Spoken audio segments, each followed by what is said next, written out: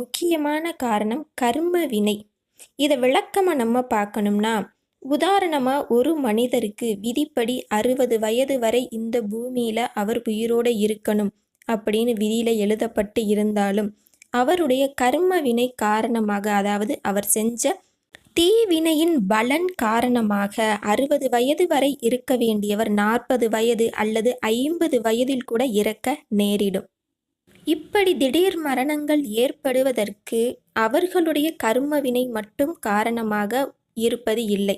அவங்களுடைய தாய் தந்தை செய்த கர்மவினையின் பாதிப்பு கூட குழந்தைகளை சேர்ந்து அதன் காரணமாக கூட திடீர் மரணங்கள் ஒரு சில சமயங்களில் ஏற்படுது. அதனால் 2 காரணங்களுமே, ஒரு மனிதனின் இறப்புக்கு விதியும் காரணம், கர்மவினையும் காரணம், இரண்டுமே காரணங்கள். மேலும் பல தகவல்கள் தொடரும்.